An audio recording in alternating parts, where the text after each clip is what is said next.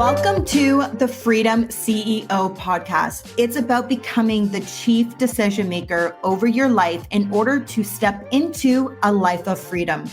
From business, health, wealth, charity, and giving back to just doing life on your own terms. I am your host, Sharon and Betty. I am an award-winning activist, change maker, and a multifaceted impact entrepreneur with over a decade of experience in business, philanthropy, and health and wellness. In this space, I'm going to be bringing you insights, not just from me, but from incredible thought leaders around the globe to help you start making decisions towards living a life of freedom so you can live a life you love. Are you ready, guys? Because we are going all in. I have to say there's something so badass about sitting down with women who are successful to talk about money and finances and how we as women can be creating wealth. And so I am so excited today because I am bringing on two badass women who are the co-founders and wealth advisors of SB Group Private Wealth. Sharon Ruddy and Betty Hildebrand are passionate about empowering women to elevate their wealth. They believe that women deserve to have the same financial confidence and independence as men because, hello, we do deserve that. They believe that women deserve to feel heard and valued, that they deserve to have access to the knowledge and expertise that empower them to feel independently secure in their future. They have over 40 years of combined experience at some of the largest wealth firms in Canada, and combined with their extensive experience, along with their passion for helping women and families optimize, grow, and preserve their wealth. So today on the Freedom CEO podcast, I am so excited to welcome both Betty and Sharon to the Freedom CEO podcast to be talking about one of my favorite topics, women and wealth. Ladies, thanks for joining. Yeah, thank you for having us. So before we dive in, because we're so used to hearing men in finance, men in the money world, talk to us a little bit. Give me your backgrounds. Like, where did you guys both start out? And then how did you arrive to this point today? This could be a long podcast, so we'll give you the short version of it. So we've both been in the industry for almost 25 years each, so 50 years together. But we both started off as advisors, and I think both of us, a little bit unintentionally, we were looking at other careers and fell into this and absolutely fell in love with it. I know for myself, I took it as a summer job and ended up doing my designation, a month in. For financial planning. So that turned into a lot of different jobs at the biggest banks in Canada and a lot of head office, sales at asset management companies. So I think we always say we've pretty much done every role at head office and out in the field in wealth management. So in the last job where we actually met, we were leading investment advisors. Wow, very cool. So, okay, you guys have had an incredible journey in the financial industry, in wealth management. Why decide to leave something that you guys were very successful at, right? And as women, you would have really stood out in your industry as well. So why did you decide to leave and start what is known today as SB Group Private Wealth Management? That's right. Yeah. Well, I mean, that's the $1 million question. And I think when Betty talked about our backgrounds, I think one piece before we started working for those large, banks, we both had very entrepreneurial spirits. So I started when I graduated working for an entrepreneur, and I remember just that feeling of learning and seeing and all the things that were going on in that entrepreneurial world. And I know Betty had similar experiences. So even though we were working and growing our careers through those institutions, we still always had that fire inside of us. And I think along with many people, the pandemic happened. We got to a stage in our lives where we started thinking about what did we want for that next chapter, if you will, and how did we want to have an impact? And I think that drive for impact and the passion, and then couple that with the opportunity we saw around women, right? We saw, despite best efforts, because, certainly we're making strides in those institutions to bring women into the fold more. We felt passionate. Sorry, I didn't mean to hit you. We felt passionate about the fact that there was an opportunity to do better. And we felt that with our experience, having done all those different roles in the industry, coupled with our passion for really elevating women around the wealth conversation, the stars aligned, so to speak. And I think something that you just pointed out is that we were around a lot of men and we worked for some great ones, but the stigma was still there that, and we're not the only industry where women are still up and coming, and there's, we're still a bit of unicorns, and not in a fun way, in that there's not a lot of us in that industry. No, I mean, so I'm so curious because it's very clear to me, and it would be the obvious that the majority of not only who you're working with as peers as men, but predominantly your clientele base that you're also working with is men, so you kind of get it like on both sides. Yeah, right. Out of like all of your clients, what would you say would be the percentage then that you were seeing women as clients? So we didn't manage clients. At the beginning of your career we did, but for the last, I would say 15, we were managing advisors and head office roles and strategies. But from our viewpoint, and this is why we sort of did leap into where we are right now, is we didn't see a lot of women being involved in those conversations. We didn't see a lot of conversations that it would be appealing to women to want to come in and have those conversations, even though these money decisions really determined the course of their future. And I think that's where when we say passionate and we're jumping out of our chairs, we wanted to get that information to women in a way that appealed and resonated with them and made them want to take action to do something better around their wealth and money. Okay, so I want to set the stage a little bit because, I wanted you guys to come on the show specifically because we could talk about investment stuff and like wealth management and why you need it and all of these good and important things. But before you can really even dive into that, you need to have a foundation laid around finances, financial literacy. And when I met you guys as two women, I was like, oh my goodness, like you guys are that gap, right? Right.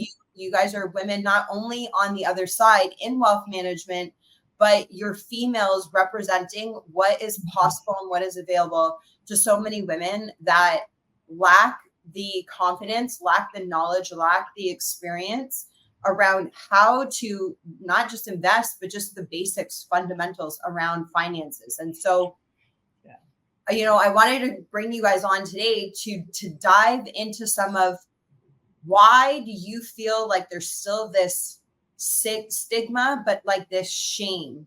I feel like a lot of women carry this shame that they either don't know anything about finances, never mind investing, or they have a shame that they're not where they think they should be in their life. Right. Whether they're 30, 50, or in their 70s. Right. Or they have this shame and embarrassment that they even have the desire to become financially literate, because that has been so taboo culturally across the world. This is one of those things that actually unifies women without them maybe even realizing it. Well, and to your point, we're also ashamed to say we want to be wealthy. Right. It's like not the good girl thing to say. Our husbands could be wealthy, but we don't say that to each other. I think we do more now and say, we're here to make sure women are wealthy and they have the same strategies and tools and techniques and conversations that men have had all these years to help them grow their wealth. Yeah. And I think, it's funny because I want to go back to the question you asked earlier about in our previous roles, the number of clients we saw that were women. And I think we had a lot of female clients, the difference and why we wanted to do this is because it's not that we didn't have female clients, but the conversations that they were having or not having because they weren't being included in it were not the kind of conversations that women were longing for to be able to better understand their wealth. And you talked about the shame aspect, but the reality is advisors in our industry, not all of them, but there was a lot of advisors who wanted to talk about the money.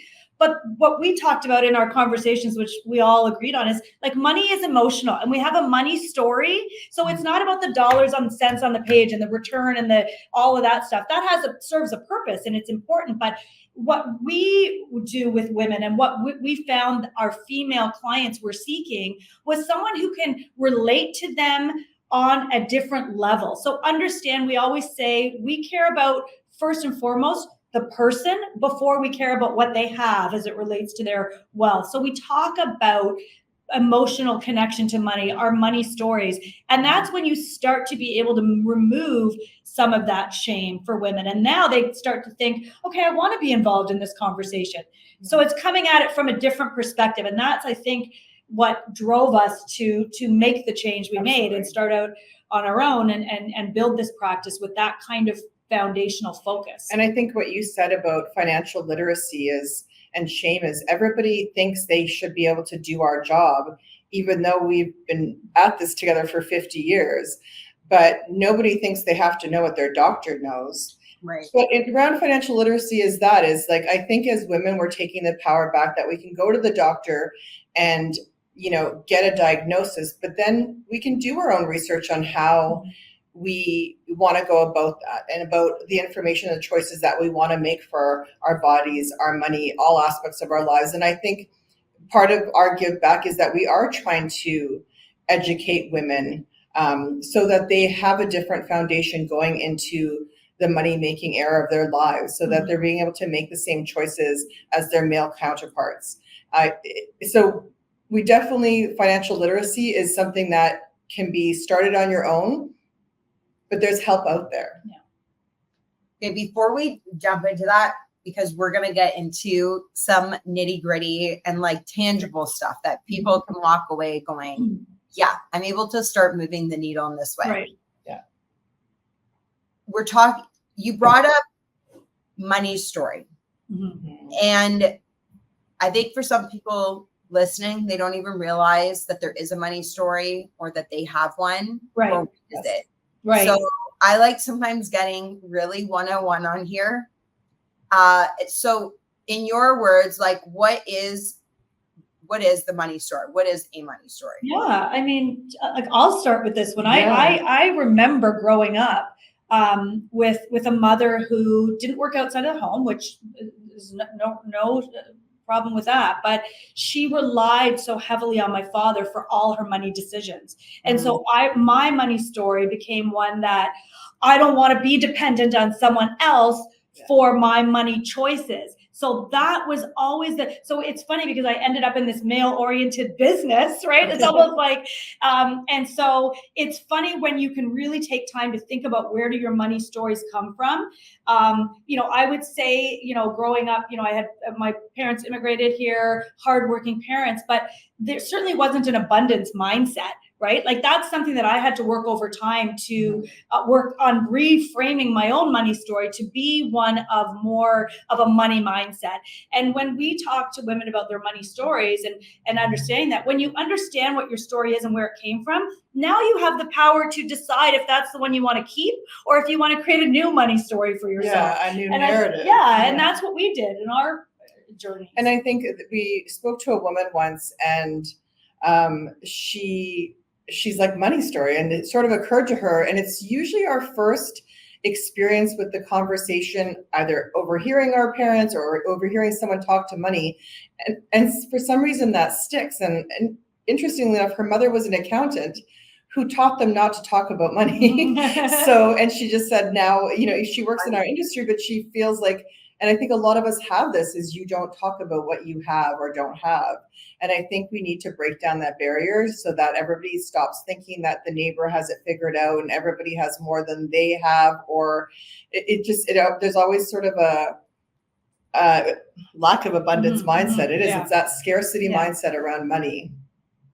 So I think, simply put, and like the bottom line is we all inherit and we're predisposed to conditions around money that we're not even necessarily aware of. That's right. Even now, even if we have addressed certain things with money to try to heal our relationship with money or our money mindset, there's probably still things that you don't realize that happened when you were younger that have conditioned you to how you approach money and your energy and your relationship with money right now. And that's what we want to break down. That's what we want to reframe that narrative, mostly if it's a negative one, but I think as a female, we've inherited that negative, predisposition without necessarily realizing it sometimes, because it's in all cultures. It was in all cultures and kind of in most religions, right? So whether, sometimes you got like a double whammy. Yeah, for sure. 100%. It's true. And then you have your parents, teachers, and like influencers in your life growing up, that could be a family member that always had something negative to say about money, whether they were always broke and poor and therefore scarce, or they think that people with money are greedy and the root of all evil. How many of us have heard that? We've all heard that line, right? Like money is the root of all evil. Yeah. Right. And it's so not true. It's funny. I'm even having as we're talking, I'm remembering about these, and sometimes because Shay, you said it, we don't always know what we've inherited as it relates to our money story. But even as we're talking now, I remember being very young, and we were out, my mom and another mom and some friends, and we went into, I guess there had just opened a McDonald's in our area, and we walked in, and like I see all these people with their French fries and their burgers. And we were like, oh, can we have that? And my mom didn't have money with her. And so she said, they don't serve food here. We're just getting a drink. And I'm like, but I'm pretty sure I see all these people. But it was just that first time that somebody said, we don't have the money for that. Even something so simple. Yeah. And I was listening to something the other day. I can't remember. It must have been a podcast or something. And they were talking about that. Like the first time you looked at a toy or something and someone said, we don't have the money for that. Even though they may have, but it was like, and that was a message, like those little micro messages that built up over time. And all of a sudden you're like, okay, well, I have this scarcity mindset around money, or I don't think there'll be enough. Or if it's so interesting when you think of those little stories. And Shay, I don't know. I feel like, especially with Sharon and I just knowing each other's stories, her and I like heard a money story and we went in the other direction. Yeah, exactly. We were like, no, that's not going to be my story. And it's funny how it manifests itself, because you said that. I remember like my parents always saying that, like, you don't need that toy. You don't need that. They were very same thing. Immigrants worked hard for their money, great people, but didn't really see the need for extras. And so I probably went in the other direction with my kids, where I was like, finally I was like, okay, you really don't actually need another stuffy, because 3 closets are full of them. So, but yeah, it's interesting how we react, the psychology behind it. Yeah. And, we know this in like a business principle. And if you are like obsessed with personal development or like how to create success in your life, the leaders in the world, the greats on this topic will tell you that the number one reason why you succeed or not is your mindset. For sure. We wholeheartedly believe that. And so I apply that in the same thing to women when they're talking about wanting to get into investing. They want to start learning about how to become more financially literate. And it's like, you first need to address your money mindset. Like, what is your money story? And like, go back and thank the former version of yourself, the younger version, the older version that brought you here, and say, thank you for keeping me safe thus far. Exactly. Right? But it's no longer needed. I am safe and I'm ready to thrive, which means I need to outgrow. I need to shed this story and this narrative and reframe it, because if not, you will most likely always fall into that similar cycle that you see yourself already in. And sometimes it's like that feast and famine cycle, right? Where you can make money, Mhm. but it's not safe to hold it. And so Right. it disappears almost as quickly as it comes in. Yes. Or you carry that I'm not worthy. Money is the root of evil. Yeah. Money is dangerous to have. I shouldn't have it. And you're in this perpetual, like, that's the paycheck to paycheck cycle. That's the scarcity. Yeah, for sure. Yeah. Right. And so that's what I suggest to people first is, address what's going on in your mind. Mhm. Yeah. And then you can start to learn. And this is like where I would love to get into is like learn and get educated on how then to become financially independent, how Right. to start creating that security and applying those principles to start thriving within Right. your finances and to build wealth. And I think that advice is probably sound and great for all aspects of your life, is to start with your mindset. Yeah. Okay, so you guys are the experts in this. Mhm. I want to have like a mini, I have never met you. I'm coming in before. You're seeing like I'm very ABC, just getting in. Right. What would you recommend to somebody who needs to get the education, needs support, and wanting to create financial independence? Is there maybe like 3 things that they should start to consider that they could start doing? I mean, I think first and foremost, make sure you find someone you can trust. Because if you're going to be talking to anybody, whether that person's going to be giving you direct advice or whether they're going to be guiding you in different directions for you to seek out your own advice, you have to feel comfortable and confident with the person who's going to be taking you on that journey and going alongside you on that journey, perhaps. So trust, I think finding someone you trust, number one. Yeah, and I think being vulnerable enough to ask a lot of questions. There's a lot of technicalities in our business. We have a lot of lingo and acronyms.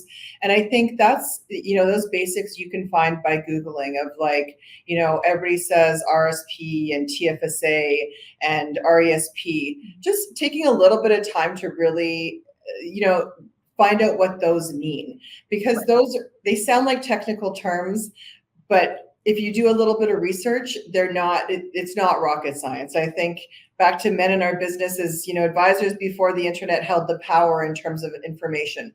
Now information is out there. So just like the doctor scenario is like, here's my diagnosis, here's my options, tell me about these things. So I think doing a little bit of self or homework before you start to go in to see somebody, I think would help your confidence as well, and trying to understand, what options are for your money when you're starting out. For sure. And I heard this the other day, and now I can't remember where I heard it, but it makes sense. It's know your numbers. So what that means is just take some time. Like, what's your income? What is your typical annual increase in income? What are your expenses? You don't have to have a detailed budget. I don't personally like budgets. I don't have a personal budget down to, some people love them, but I don't want to itemize like how much I spent on dinner last week. But I know how much my discretionary expenses tend to be, what my income is, what tax bracket are you in?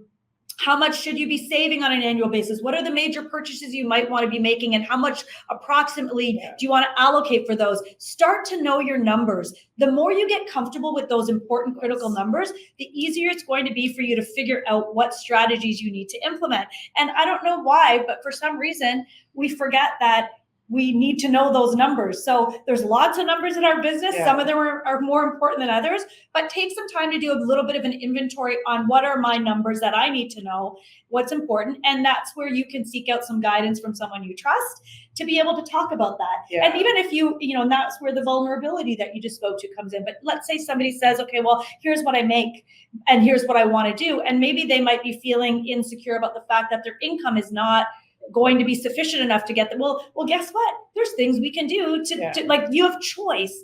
And I think that's one of the driving principles around our philosophy of working with people, women in particular, is to say, the more you know about money and the different choices you can make, that those choices equal freedom. Right. And freedom is, you asked us earlier about one of the things that we left behind. And we had this interesting conversation once where we were leaving behind a lot of security. And I remember having was with a personal coach that I was working with. And I was saying, I want security and freedom. And she said, Sharon, those are two different things. you have all the security in the Right. world, you don't necessarily have the freedom. Mhm. And so that was like my aha moment when I went, okay, that's a good point. But I right think now I'm seeking on the that freedom. journey, which is funny because it's the first time in our lives that we don't have the security. We leapt into freedom, but now that security's come back. Yeah. So I think, our lives are journeys in every aspect of them, but financially you do have to sort of, we have to start bearing it all and start looking at things. There's always a month where you don't want to look at every purchase on your credit card, but you have to. Those are the small habits, I think, especially for women, is we have to stop being ashamed because we spent this on this, and if you don't feel good about it, well, we know next time not to do that then, right? Mhm. So, and again, it's the forgiving ourselves for not knowing how to make those choices. And I think, back to look, I love the know your numbers in all aspects of our lives. Is the same thing. I don't love budgets, but I have a very good handle Except of for what my age. I'm trying to forget that one now. That's the number we don't always need to know. We're going to age gracefully, but I think even with that is like just being vulnerable to look at what things really are. And I think one thing Sharon would say, and I think that this is, we come across a lot, is like, I make $100,000. I make $100,000, especially new kids getting out of school, they're getting these jobs. But what does that really mean? Like, not exact science, but that's $50,000. So if you go buy $100,000 car, you can't pay that off. And I think those are, really understanding, like, tip one is everybody needs to look at their pay stubs and say, like, what do I actually make as an income? And take inventory on that. So that would be like, step one is what am I bringing in? So you guys know I recently hosted a workshop that was called The Audit, the Path to Financial Empowerment. And in the audit, I talk exactly about this, in that in order for you can't go somewhere if you don't know where you are right now. And needing to do a full audit and get really clear on what your numbers are. Oh, maybe it was you that told us to know your numbers. I know we're telling you your own, because I know I heard it somewhere and I was like, that's brilliant. And Shay, it was you telling us that at lunch. So funny. That's so funny. But okay, I love it. I love how this just like totally came like full circle on a podcast. Recently. But it's so important. It's so vital, because you can dream all day long about wanting to be somewhere, but if you don't know where you are, you actually can't build that roadmap to get to where you want to be. And I've shared this story recently a few times, because I think it crystallizes the point that oftentimes we think we're somewhere completely different than the reality of where we are. And I was doing a listing presentation.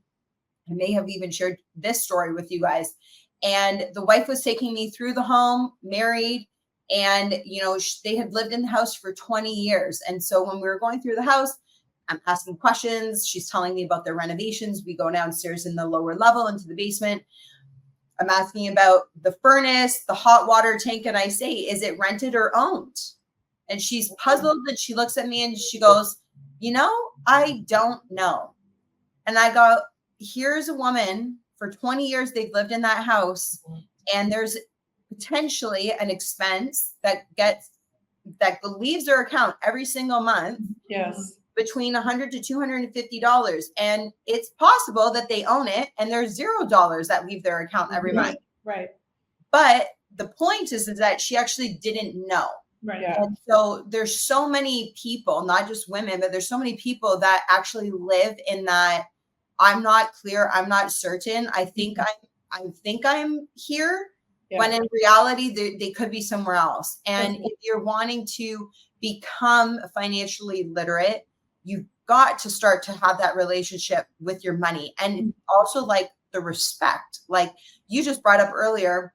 And I love this, that if your spending habits, and women, I think I don't want to say we're worse than men, because men just spend on stupider stuff, That's what I think. Like, sorry guys, but it is kind of true. Guys will go like blow money on like junk food at the gas station. Yeah.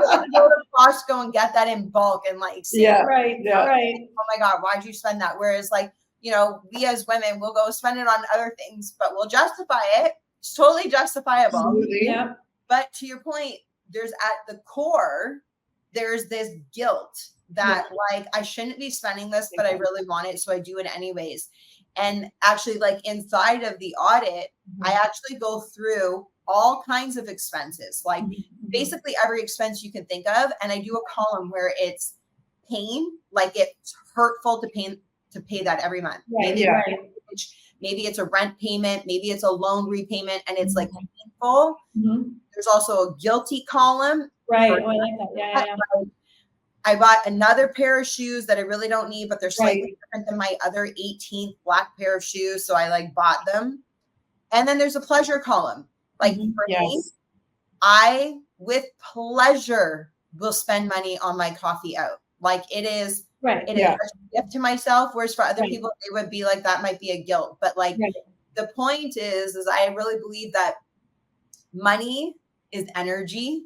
100%. And Absolutely. so it holds a frequency. And so when we feel pain versus gratitude, and you know, it's like when we reframe that pain point of going, how grateful am I that I actually have a rent payment to make, because that means I have a house over my head.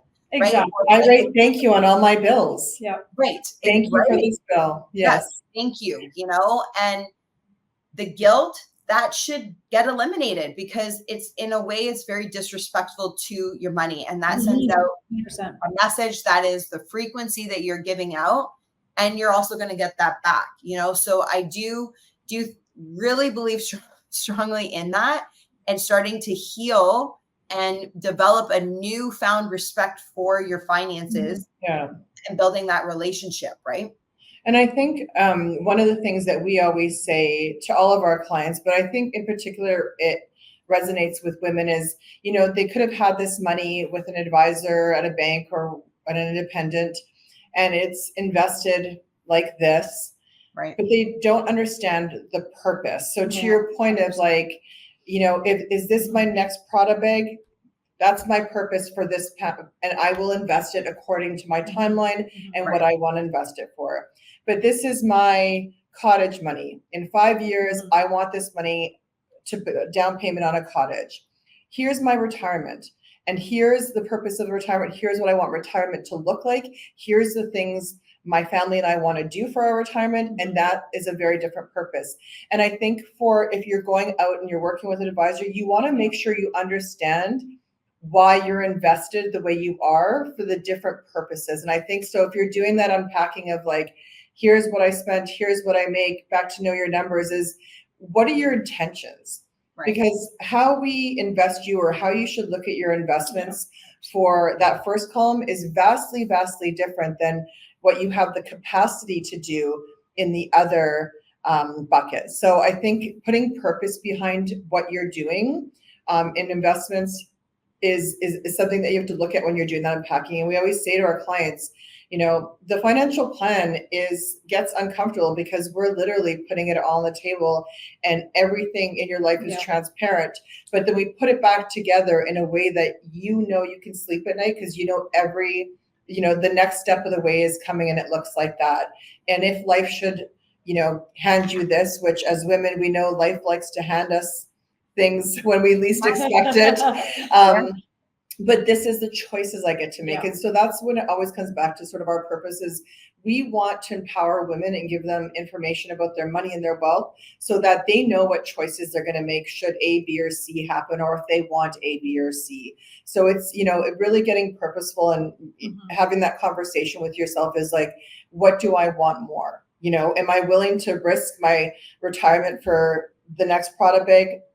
That's my choice to have that discussion with myself and my family to say that. And maybe that's not a choice I have to make. Maybe we figure out how to do both. And I think that's something we love as balance is, you know, stop the shame of wanting to have nice things, but understand what your end goal is. I think the purpose thing is very important because number one, it's one of our core values. When we talk to people about their money, we always talk about what's the purpose for this. But I think what it does as well, Shay, is it takes away what you said about the energy of money and that intimidation factor of money. So when you start to talk about purpose, like, because people think of money and it's a thing. And it's funny because I grew up where money had a lot more physicality than it does today, right? Like we would get if we were going to the store and someone gave us $1, back then there were dollar bills. Yes. Like you knew when it was running out because you maybe had 25 cents left. You had one coin left and you were like, okay. In a chocolate bar with 35 cents left with $1, I still have 30 cents for next like I'm time. getting low on money. Like our kids are growing up in a generation where, like, I don't know if they've ever seen the physical, the physicality of bills, unless they go to the US and they're using some US dollars and they need, my daughter just took 400 with her on her trip. But that may be the first time she ever had the physical dollar bills. But what I mean by that is that it is, you said money is energy, and it is energy even more so today than ever because, it's in our phones, it's, you don't ever see the money per se. But to Betty's point, when you start talking about purpose, all of a sudden the money piece starts to fall away and you don't give it as much power because now it's about what are these purposes that I have, these intentions I have, and then money just becomes the means to the end, like the vehicle to get those things done. As opposed to the thing. Exactly. But one thing I wanted to mention, because I think it's one of our favorite books around money, and you'd think we're going to come up with some book that's all about, the best way to invest in this and that. But one of our favorite money books is called The Having. And it's all about how you spend and how you put the right energy against those things. And I would recommend anyone who isn't sure about their money story, read The Having, because they'll start to be able to figure that out. And it really talks about everything that you're saying, though, is like when your money mindset really does, and I think all three of us would say this, like you manifest what you think and what you believe. And if you look at something and it makes you happy, then it's the having, right? As opposed to, are you making a decision rushed and not in a positive space, and because you feel like you have to? That's a very different energy that you're giving off into the money and to the object.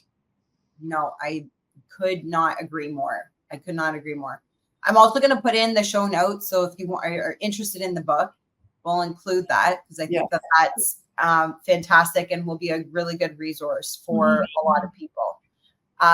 Okay, kind of staying on this, I want to ask you, like, there's so many different things that you can invest in, right? Like there's stocks, there's bonds, there's REITs, there's real estate, there's NFTs, like if you consider that an investment, there's Bitcoin, there's all kinds of avenues, okay, we will say.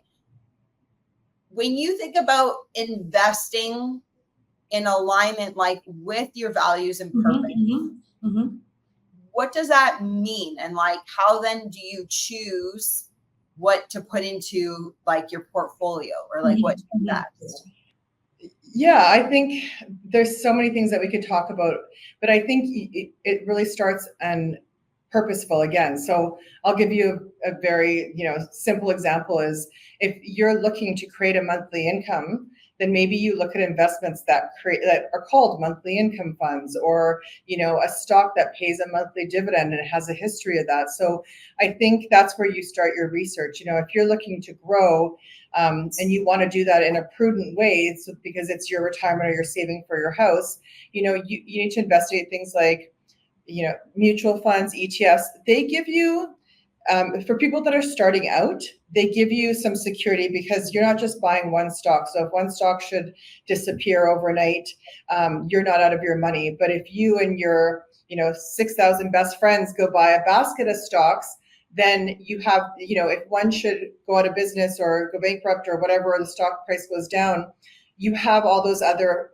baskets that you're able to lean on. So, and then you think about cost, like, do I need to do this in a mutual fund? Or is what I'm solving for going to be solved with an ETF, which is lower cost? So I think, the more complexity that you put in, costs are associated with that, but there's great places to start. Then there's something we call the Vegas account. So, if you want Bitcoin, that's not a long-term strategy for us. Right. But, in the Vegas account, we always say if you win and you do well, then maybe you have a boat for your cottage. But if you don't, we still have the cottage because we're invested this way. So back to the purpose and the investments associated, it still has to align with what you're trying to do. And that's a very basic answer for it. But again, it's cost, it's what you need at the time.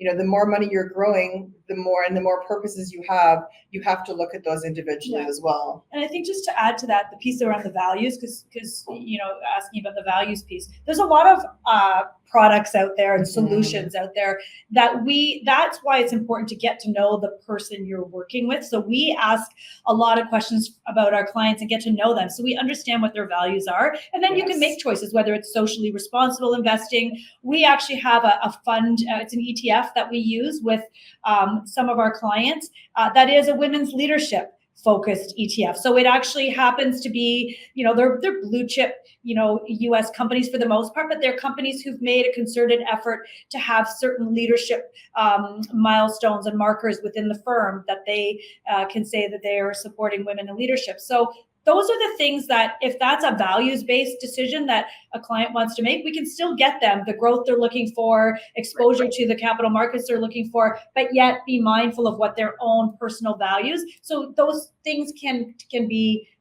harmonious. Okay. I love it.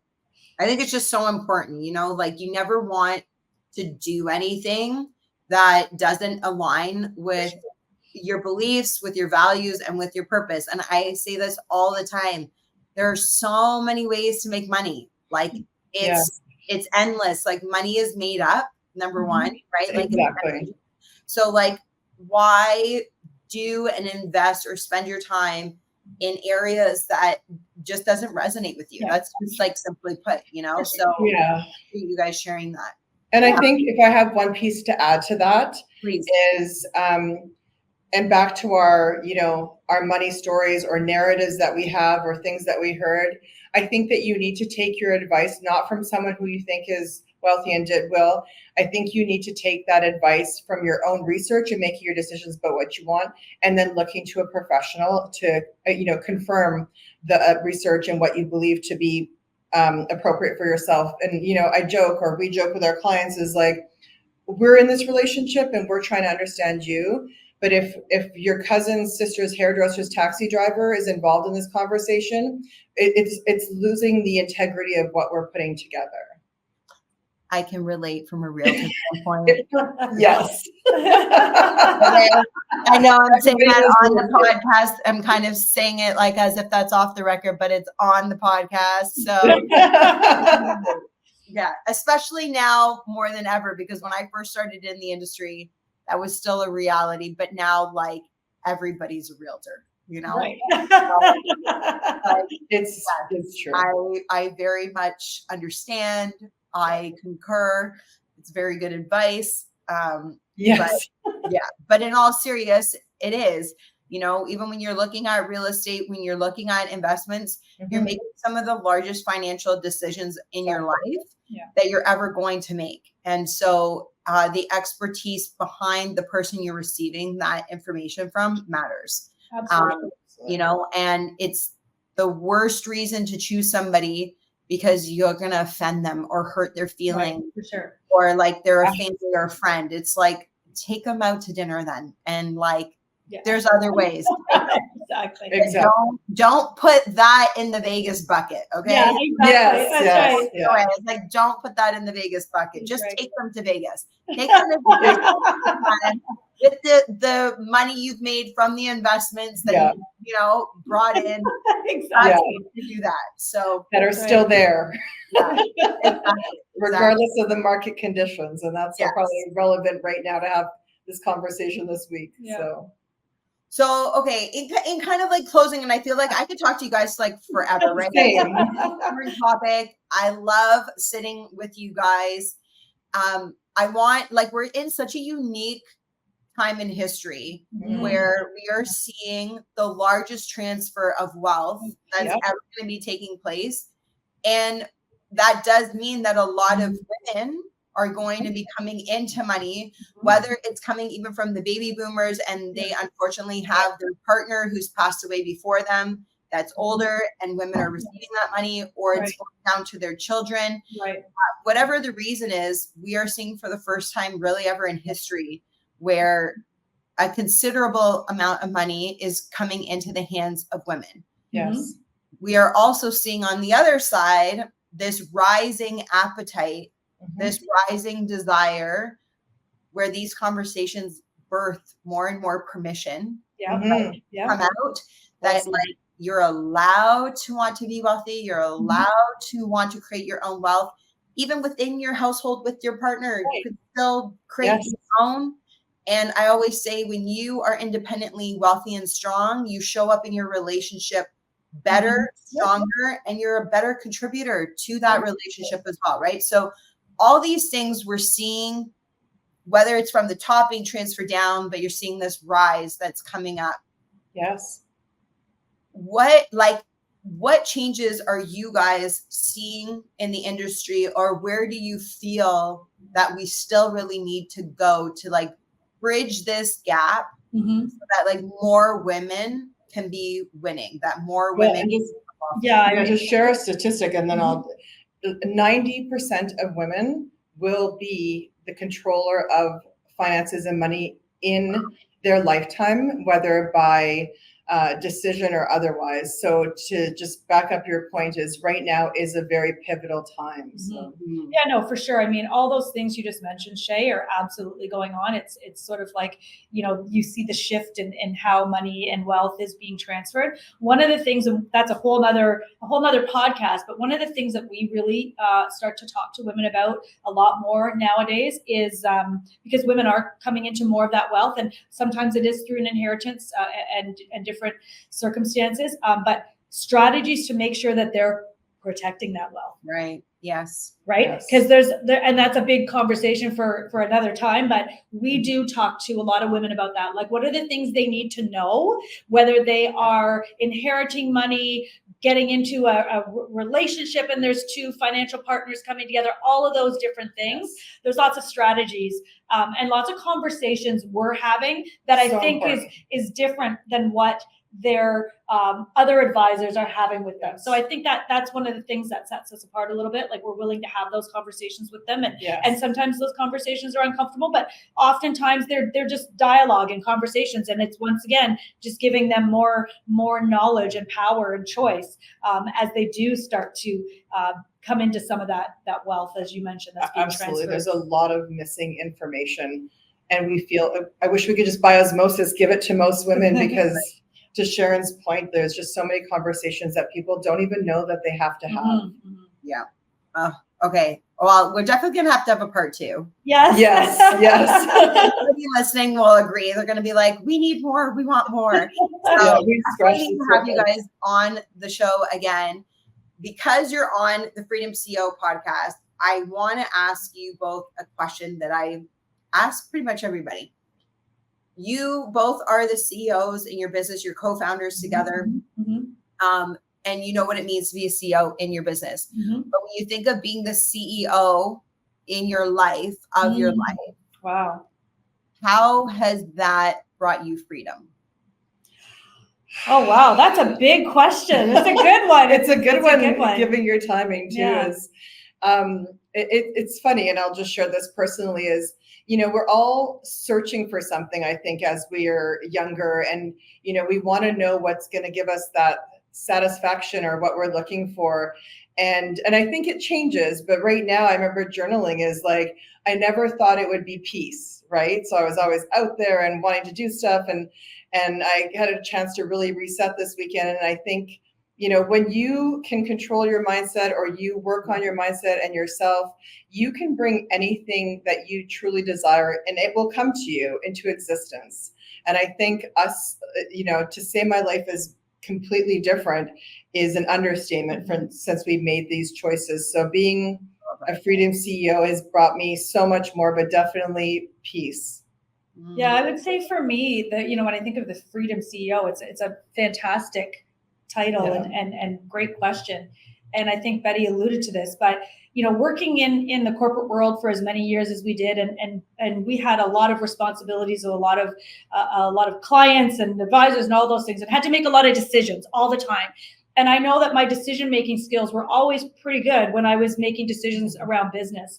But I think the Freedom CEO and being able to be in control of my life, and I think this comes with a little bit of age and experience, but now I'm much more comfortable making decisions from my intuition and making the decisions about my life from a place of what resonates with me and what doesn't. And that is, to me, the Freedom CEO, is that I get to make decisions now from my core, my values, my instincts. And I don't necessarily know that was something that was always, an option for me. We trained it out of ourselves. I love that. That resonates with me so much, because I think one of the most powerful knowings that you can ever have is being able to trust yourself. 100%. Right. And that's what that is. And being able to hear your intuition, because that's hard for a lot of people, but to be able to hear it and recognize it, and then be affirmed in that is such a powerful thing. So I love that. Well, ladies, Sharon, Betty, thank you so much for being on. Thanks for having us. Such a pleasure. Yeah, it was can't wait for part 2. Yeah, me too. Amazing. It was so hard to click end on our conversation today with Sharon and Betty. It was so good, and it's so important. I hope you loved it the way that I did. And if you were listening and you wanted to get your hands on the resources that we mentioned in today's episode, you can click the links in the show note for the book, The Having. And also, I will give you access for the replay to the audit, The Path to Financial Empowerment. It is a workshop that I hosted that also comes with a 26-page workbook that you can go through at your own pace at any time.